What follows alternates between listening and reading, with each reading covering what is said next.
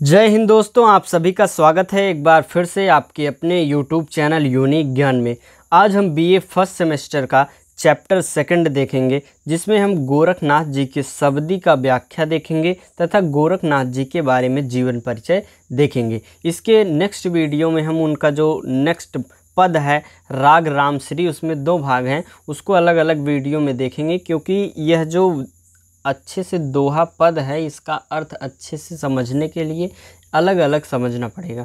तो चलिए देखते हैं। सबसे पहले हम गोरखनाथ जी के जीवन परिचय के बारे में। अगर आप चैनल पर नए हैं तो हमारे चैनल को सब्सक्राइब कीजिए, जिससे आपको वीडियोस प्राप्त होती रहें, क्योंकि आपका जो यह पूरा सिलेबस है यहाँ पर कंप्लीट कराया जाएगा। साथ ही साथ नोट्स प्राप्त करना चाहते हैं, हर एक चैप्टर की हर एक क्लास की नोट्स प्राप्त करना चाहते हैं तो हमारे टेलीग्राम चैनल को ज्वाइन कीजिए। वहाँ पर आपको सभी क्लासेस की नोट्स प्राप्त कराई जाती हैं। इसके पहले का हमने चैप्टर आपको विद्यापति जी का करा दिया है, जिसमें एक ही वीडियो में पूरा फर्स्ट चैप्टर हमने बताया है, विद्यापति जी के बारे में बताया है, और राधा की वंदना, श्री कृष्ण प्रेम और राधा प्रेम तीनों की व्याख्या हमने आपको बताई है। तो हम सबसे पहले इसमें गोरखनाथ जी के बारे में जानेंगे, उसके पश्चात हम उनके शब्दी जो है उसका अच्छे से व्याख्या देखेंगे। तो चलिए देखते हैं गोरखनाथ जी के बारे में। जिन लोगों का यह रहता है कि वह व्याख्या सिर्फ देखना चाहते हैं तो वो वीडियो स्किप करके थोड़ा सा भगा के आगे चलकर व्याख्या बस पढ़ सकते हैं, क्योंकि उनका कहना है कि जीवन परिचय वह याद कर चुके हैं पुस्तक से, अपनी बुक से। तो चलिए देखते हैं हम गोरखनाथ जी के बारे में। गोरखनाथ जो है साहित्य के प्रथम कवि माने जाते हैं। गोरखनाथ जो है साहित्य के प्रथम कवि कौन माना जाता है? गोरखनाथ जी माने जाते हैं। वे सिद्ध मत्स्येंद्रनाथ जो थे उनके शिष्य थे। जो प्रसिद्ध एक मत्स्येंद्रनाथ जी थे उनके ये शिष्य थे, क्योंकि इन्होंने सिद्धों का विरोध किया था। राहुल सांकृत्यायन के अनुसार गोरखनाथ का समय जो है 845 ईस्वी है। डॉक्टर हजारी प्रसाद द्विवेदी ने उन्हें 9वीं शती का माना है। अलग अलग लोगों का अलग अलग विचार है गोरखनाथ जी के बारे में कि उनका जीवन कब शुरू हुई, मतलब उनका जन्म कहाँ पे हुआ था, कब हुआ था, इसके बारे में मतभेद है अलग अलग विद्वानों में। शुक्ल जी 13वीं शती निर्धारित करते हैं। डॉक्टर पीताम्बर दत्त बर्थवाल डॉक्टर राम कुमार के मत से सहमति प्रकट करते हुए कहते हैं कि 11वीं शती को मानते हैं। कौन? डॉक्टर बर्थवाल। नए आविष्कारकों के अनुसार यह माने जाने लगा है कि गोरखनाथ ने ईसा की 13वीं शती के आरंभ में अपना साहित्य लिखा था। कब लिखा था अपना साहित्य उन्होंने? ईसा के 13वीं शती के प्रारंभ में लिखा हुआ था। आगे देखेंगे। डॉक्टर जितेंद्र नाथ पाठक जी लिखते हैं उनके बारे में कि वस्तुतः नाथ मत के प्रारंभ का इतिहास इससे स्वरूप और प्रस्थान में भेद पर भी प्रकाश डालता है। यह जो जीवन परिचय है आप बस ध्यान से सुनते रहिए, क्योंकि यह कहानी की तरह है, इसको समझना नहीं होता, इसको थोड़ा उनकी कहानी को समझकर याद करना होता है। तो बस आप सुनते रहिए, आपको अच्छे से समझ में आ जाएगा कि उनके जीवन के बारे में अलग अलग जो विद्वान हैं उनके क्या मत हैं, उनकी कृतियाँ क्या हैं, उनकी भाषा शैली क्या है, सभी चीज़ें आपको यहाँ पर बताई जाएंगी। कहा जाता है कि गोरखनाथ पहले सिद्ध थे और मत्स्येंद्रनाथ के शिष्य थे।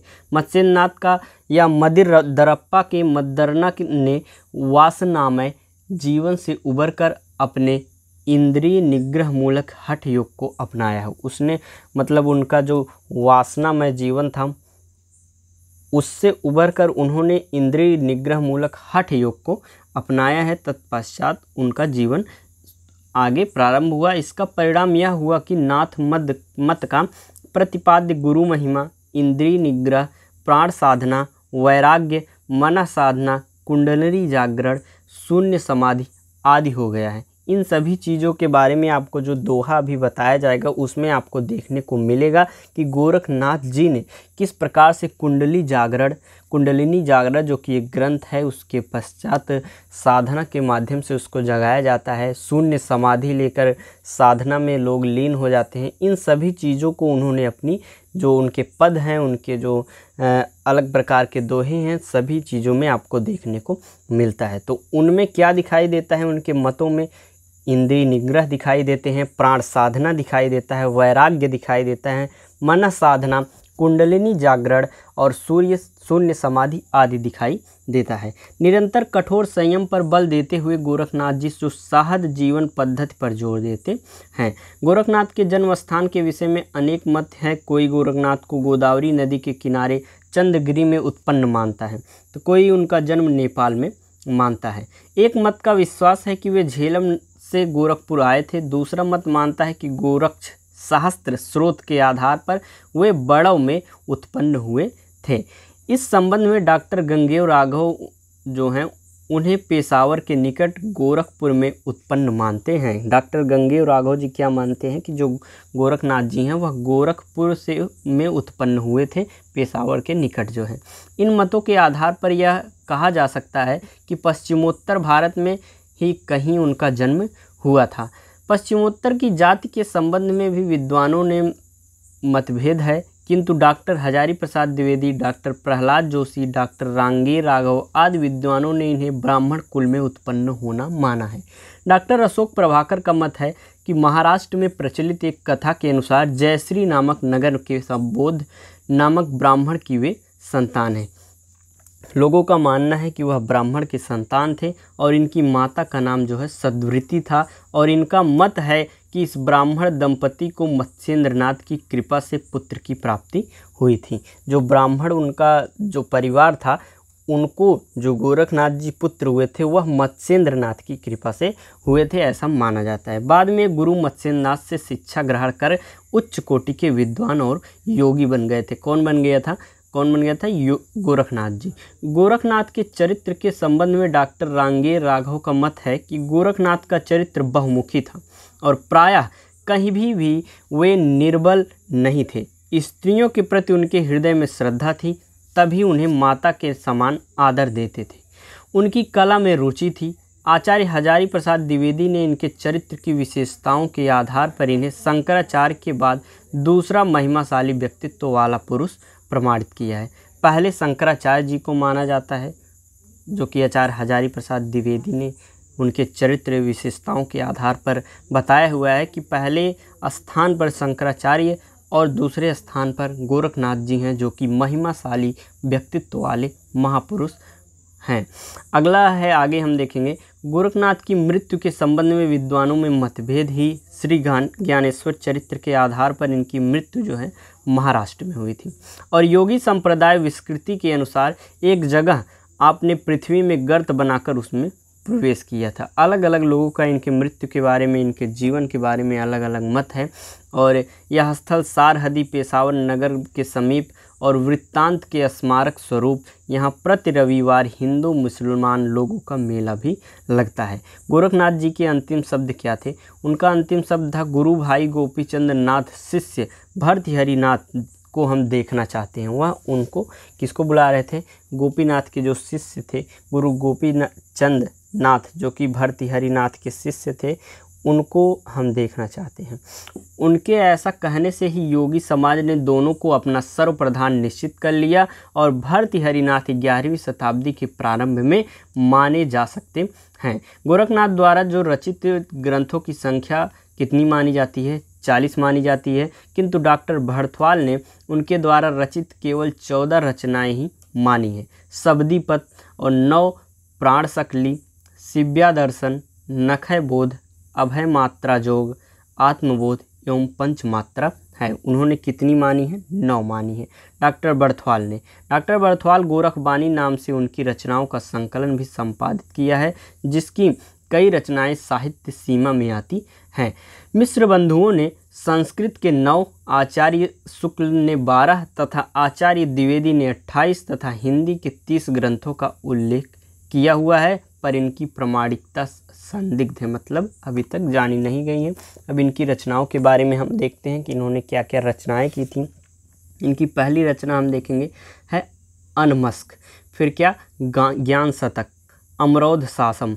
ज़्यादा आपको रचनाएं यहाँ पर इसलिए हम बता रहे हैं क्योंकि जब आप ज़्यादा सुने रहेंगे, लगभग अगर आप 20 सुन लेंगे, 15 सुन लेंगे, तो उसमें से आपको 5 तो लगभग जो इसमें से इजी है आपको याद हो जाएगा और आप पेपर में अच्छे से लिखकर आएंगे।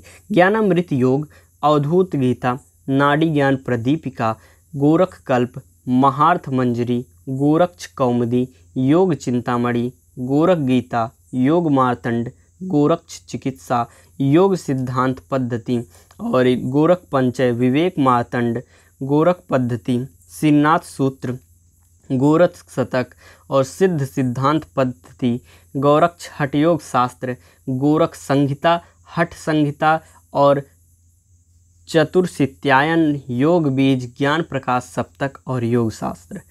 डॉक्टर रामकुमार वर्मा केवल 6 रचनाओं को प्रमाणित मानते हैं और सभी को प्रमाणित नहीं मानते हैं।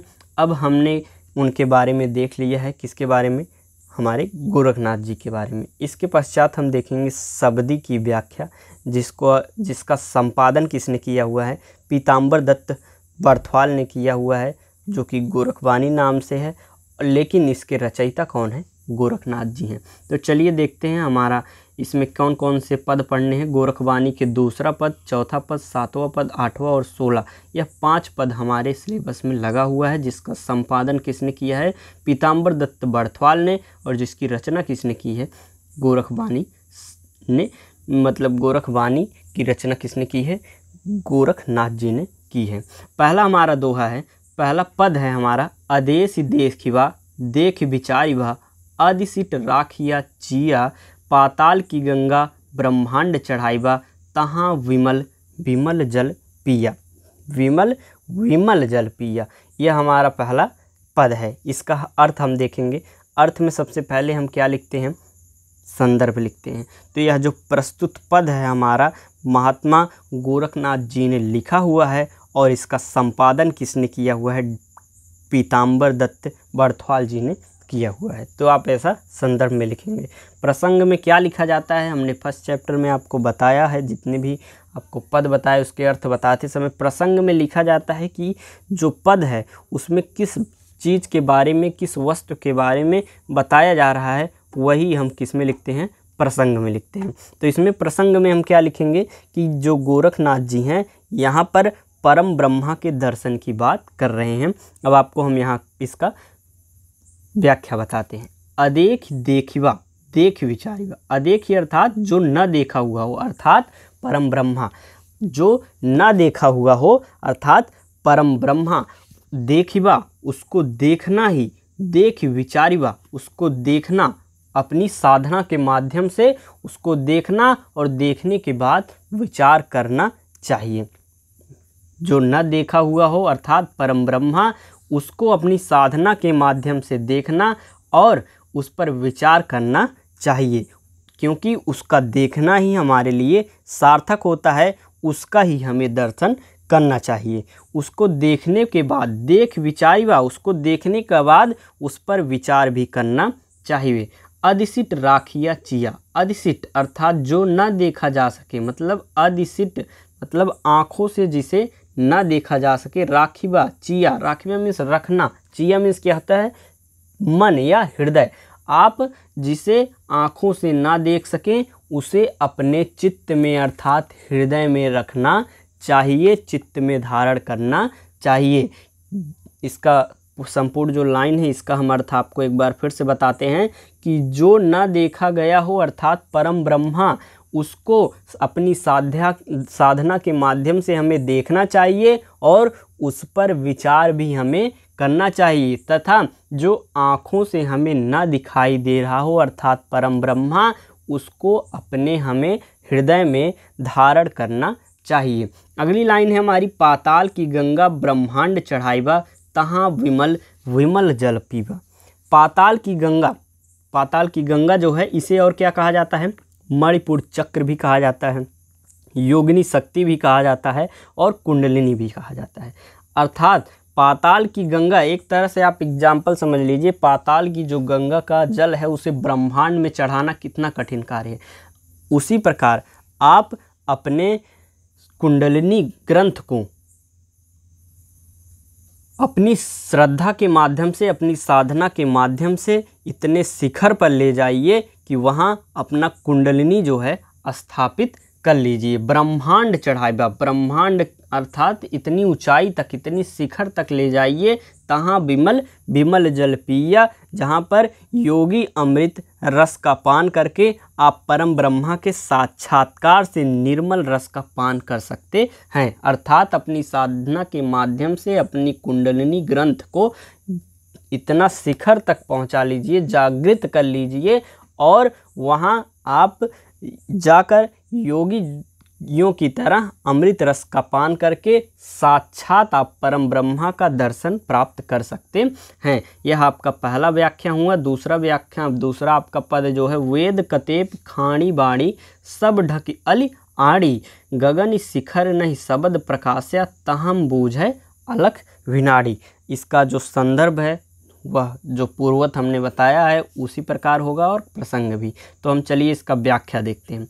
वेद कतेब खाड़ी बाड़ी सब ढक वल आड़ी, अर्थात जो इसमें गोरखनाथ जी हैं वह ब्रह्मा जी की ओर संकेत करते हुए कहते हैं कि परम ब्रह्मा की जो स्थिति है वह वेद अर्थात वेदों में, कतेब अर्थात पुराणों में, खाड़ी बाणी, बाणी अर्थात शास्त्रों में, तीनों चीज़ों में अर्थात वेद में, पुराणों में और शास्त्रों में, इन सभी चीज़ों में ब्रह्मा जो है परम ब्रह्मा, उनकी सही स्थिति का जो व्याख्या है कोई कर नहीं पाया है। अर्थात ये सभी चीज़ें जो हैं अनिर्वचनीय हैं, अर्थात इन सभी चीज़ों में परम ब्रह्मा के बारे में कुछ भी नहीं बताया है।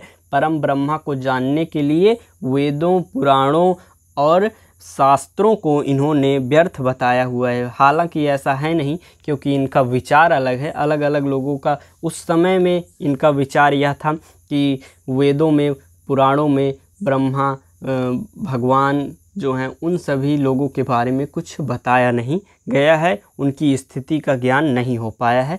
ऐसा बिल्कुल नहीं है अलग अलग लोगों का, लेकिन ये जो मत है, क्योंकि अलग अलग जो हमारे कवि होते हैं उनकी जो रचनाएं होती हैं, कुछ विद्वान उन्हें अपने आप में समझते हैं, कुछ आलोचना करते हैं, तो आलोचना भी होती है लोगों की और माना भी जाता है। तो इसमें क्या है, उन्होंने जो कहा है कि वेदों में, पुराणों में, सभी जो धार्मिक पुस्तकों के माध्यम से, किसी भी चीज़ों के माध्यम से परम ब्रह्मा की कोई भी सही स्थिति क्या है इसका व्याख्या कोई नहीं कर सका है। सब ढकवल आड़ी, मतलब इन सभी चीज़ों पे आवरण लगा हुआ है। जिस प्रकार आप समझ लीजिए जो एक अंडा होता है उसका जो संपूर्ण प्राण तत्व होता है, उसका जो मेन मटेरियल होता है ढका हुआ होता है, उसी प्रकार परम ब्रह्मा जी के बारे में, स्थिति के बारे में उनके एक प्रकार से आवरण लगा हुआ है। सब ढकी, सब कुछ जो है ढका हुआ है और सभी चीज़ें जो हैं गुप्त हैं। आणी मतलब सभी चीज़ें गुप्त हैं, मतलब कोई भी जानकारी उनके बारे में नहीं है। गगन शिसर नहीं शबद प्रकाश्या तहम बूझे अलख विनाड़ी, इसमें जो शब्द है गगन शिसर अर्थात शून्य साधना लेकर जो है उन तक पहुंचा जा सकता है। जो शून्य साधना लेकर ब्रह्मरंध्र को हमें जो उनके मध्य बिंदु से जो शब्द ध्वनि प्रकाश आती है वही क्या है, परम ब्रह्मा है। तहम बुझै अलख विनाड़ी, जिसके वास्तविक स्वरूप से कोई योगेश्वर कुंडलिनी जगाकर प्राणवायु के माध्यम से समझ सकता है। अर्थात अपनी कुंडलिनी ग्रंथ को जागृत करके अपनी साधना के माध्यम से उसको, परम ब्रह्मा को, उनको समझ सकता है। यह हमारा दूसरा पद हुआ। अगला पद हम देखेंगे, हसीबा बोलीबा। क्या है, हसीबा बोलीबा रहिबा संग, काम क्रोध न करिया संग, हसीबा खेलिबा गायबा गीत, दृढ़ करी राख आपना चीत। ये दृढ़ है और ये है क्या है, राखी है। दृढ़ कर राखी अपना चीत, ये जो आपकी पुस्तक लगी हुई है उसमें भी थोड़ा मिसप्रिंट है, उसको आप सही कर लेंगे। यहाँ पर खेलिबा होगा, यहाँ पर दृढ़ होगा, यहाँ राखी होगा। तो अब इसका अर्थ हम चलिए देखते हैं। हसीबा बोलिबा रहिबा रंग, अर्थात हमें हंसना भी चाहिए, बोलिबा बोलना भी चाहिए, खेलना भी चाहिए, मतलब रहिया रंग, अपने आप में आनंदित रहना चाहिए, अपने आप में मस्त रहना चाहिए। काम क्रोध न करिया संग, पर ध्यान रहे कभी काम क्रोध को अपने पास नहीं आने देना चाहिए। काम क्या होता है? काम वासना जो होती है उसको अपने निकट कभी भी नहीं आने देना चाहिए। क्रोध को भी अपने निकट नहीं आने देना चाहिए। हमें हंसना भी चाहिए, बोलना भी चाहिए, अपने आप में रहिया रंग, अपने आप में मस्त रहना चाहिए, आनंदित रहना चाहिए। लेकिन कभी भी हमें काम में नहीं फंसना चाहिए। काम वासना जो होती है, क्रोध भी हमें कभी नहीं करना चाहिए। हंसिबा खेलिबा गाइबा गीत, हमें हंसना भी चाहिए, खेलना भी चाहिए, गीत भी गाना चाहिए। पर दृढ़ कर राख अपना चित्त, पर कभी भी अपने चित्त पर हमें संयम जो है वह नहीं खोना चाहिए। अर्थात अपने मन को इधर उधर हमें विचलित नहीं करना चाहिए। हमें जो भी कार्य करना चाहिए मन लगन से करना चाहिए और अपने मन को कभी भी विचलित नहीं होना देना चाहिए। इसका एक बार आपको संपूर्ण व्याख्या बताते हैं कि हंसना भी चाहिए हमें। हंसना बोलिबा रहिया रंग, काम क्रोध न करिया संग, हंसिबा खेलिबा गाइबा गीत, दृढ़ कर राख अपना चित्त। हमें हंसना भी चाहिए, खेलना भी चाहिए, अपने आप में मस्त रहकर, आनंदित रहकर हमें अपने आप में मस्त भी रहना चाहिए। लेकिन हमें कभी भी काम क्रोध में नहीं फंसना चाहिए, काम क्रोध को अपने पास नहीं आने देना चाहिए। और हंसिबा खेलिबा गाइबा गीत, हमें हंसना भी चाहिए, खेलना भी चाहिए और गीत भी गाना चाहिए। दृढ़ कर राख अपना चित्त, अपने चित्त को, अपने मन को दृढ़ करना चाहिए, दृढ़ रखना चाहिए। अर्थात अपने मन को कभी भी विचलित नहीं होने देना चाहिए। अगला हमारा क्या है? हंसिबा खेलिबा धरिबा ध्यान, अहनिस कथिबा ब्रह्म ज्ञान, हंसै खेलै न करे मन भंग, ते निश्चल सदा नाथ के संग। अर्थात हमें इसमें जो आपको संदर्भ जो है हमने आपको पहले ही बताया हुआ था। क्या है संदर्भ?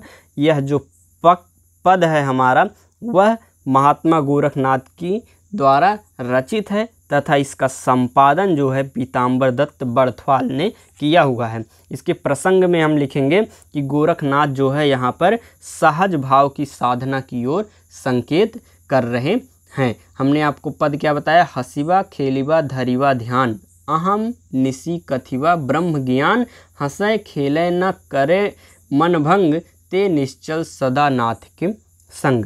इसमें कहते हैं जो साधक होते हैं उन्हें सहज भाव से हमेशा हंसते खेलते हुए परम ब्रह्म का ध्यान देना चाहिए। हंसिबा हंस खेल कर, धरिबा ध्यान, हंस खेल कर हंसते खेलते हुए हमें परम ब्रह्म के का ध्यान रखना चाहिए। अहम निसी कथिबा ब्रह्म ज्ञान, और हमें दिन रात, हमें जो साधक हैं उन्हें रात दिन ब्रह्म के सत्य के उद्घाटन का व्रत भी लें और उनकी चर्चा भी करने। कथिबा अहमनिश मतलब दिन रात, कथिबा कहना चाहिए ब्रह्म ज्ञान, अर्थात हमें दिन रात ब्रह्म ज्ञान के बारे में कुछ न कुछ बात करनी चाहिए। ऐसा नहीं है कि दिन रात यही करते रहें। पढ़ाई लिखाई के साथ या आप कोई भी कार्य कर रहे हैं तो उसके साथ जब भी मौका मिले आपको राम का नाम या भगवान का नाम ले लेना चाहिए, जो भी आपके भगवान हों। हंसै खेलै न करे मन भंग, ते निश्चल सदा नाथ के संग। साथ ही साथ हमने जो आपको बताया कि हमें साथ ही साथ क्या करना चाहिए, हंसना खेलने के साथ हमें ब्रह्म ज्ञान जो हमारे परम ब्रह्म है उनका ध्यान रखना चाहिए। रात दिन ब्रह्म जो हैं उनके सत्य की, परम ब्रह्मा की चर्चा हमें करनी चाहिए और जो यह चर्चा है हमारी उसे अपने जीवन शैली का एक अंग बना लेना चाहिए। और जो